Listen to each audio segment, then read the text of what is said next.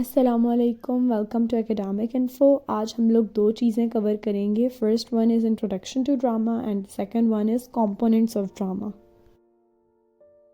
तो basically drama combination होता है एक्शन और डायलॉग्स का। और मॉडर्न कॉन्सेप्ट ऑफ ड्रामा तो ये है कि अब हम लोग स्क्रीन्स पे ड्रामास देखते हैं, लेकिन एंशियंट टाइम में drama was meant to be performed in front of an audience, जिसमें फ़िक्शन और नॉन फिक्शन का यूज़ होता था। फ़िक्शन से मुराद ये कि जो करेक्टर्स होते थे, प्रोटैगनिस्ट, विलेन, हीरोइन और जो बाकी करेक्टर्स होते थे वो फिक्शनल होते थे, लेकिन नॉन फिक्शन का यूज़ इस सेंस में होता था कि कोरस का यूज़ किया जाता था। कोरस से मुराद ये कि ड्रामा की बिगनिंग पे, एंड पे और बीच में एक ग्रुप आता था जो कि डांस करता था, सिंग करता था या रेसिटेशन करता था, और वो जो ड्रामा या जो सिनेरियो चल रहा होता था उस पर कॉमेंट्स करता था। वो नॉन फिक्शनल कैरेक्टर्स होते थे।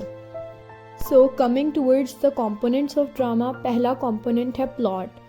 प्लॉट ये होता है कि एक ड्रामा स्टार्ट होता है, उसकी एक्सपोजिशन होती है, बिगनिंग होती है, जिसमें हमें कैरेक्टर से इंट्रोड्यूस करवाया जाता है, या तो वो कोरस के यूज़ से इंट्रोड्यूस करवाया जाता है, या जो सपोर्टिंग करेक्टर्स होते हैं उनके थ्रू हमें मेन करेक्टर्स से इंट्रोड्यूस करवाया जाता है। तो सम हाउ एक्सपोजिशन में करेक्टर्स रिवील किए जाते हैं। उसके बाद आता है कॉम्प्लिकेशन या राइजिंग एक्शन। अब यहाँ पे कॉम्प्लेक्सिटीज़ आ जाती हैं in between the relations and the characters और द इंसिडेंट्स, कि अब जो एक करेक्टर है उसका दूसरे से क्या रिलेशन है, या ये जो अभी करंट सिनेरियो है इसके बैक पे क्या हो चुका है, पिछली स्टोरी क्या है। तो यहाँ पे कॉम्प्लिकेशंस आना शुरू हो जाती हैं। उसके बाद आता है climax. Climax is the highest point of the action.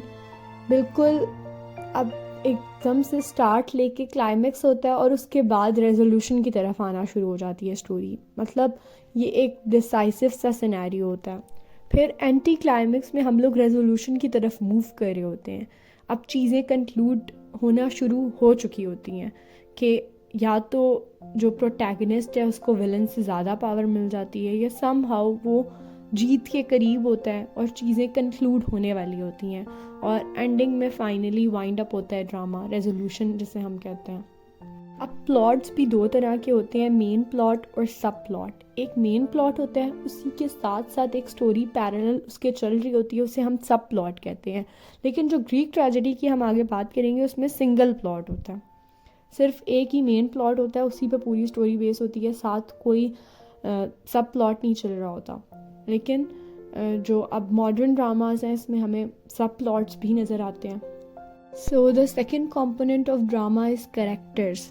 अब करेक्टर्स का यूज़ होता है ड्रामा में। ऑब्वियसली करेक्टर्स होंगे तो एक्शन और डायलॉग होगा, और करेक्टर्स भी दो तरह के होते हैं, एक फ्लैट और एक round. Flat characters through out the story, through out the play same रहते हैं, उनमें कोई चेंजिंग नहीं आती, लेकिन round characters with the passage of time change हो जाते हैं। Third component is thought, which is the central idea और थीम ऑफ द प्ले और द स्टोरी। कोई एक थीम होती है जिसकी बेस पे पूरी स्टोरी बनाई गई होती है, जो एक मैसेज कन्वे कर रही होती है, वो हमारा थर्ड कंपोनेंट है ड्रामा का। Fourth component is diction, which is the language. और ड्रामाज में सिंप्लीफाइड एवरीडे लैंग्वेज यूज़ की जाती है, क्योंकि जो आपकी ऑडियंस है वो कॉमन लोग हैं, तो कॉमन पीपल की लैंग्वेज यूज़ की जाती है। जो रोज़मर्रा ज़िंदगी में इस्तेमाल होने वाली लैंग्वेज होती है उसका यूज़ किया जाता है।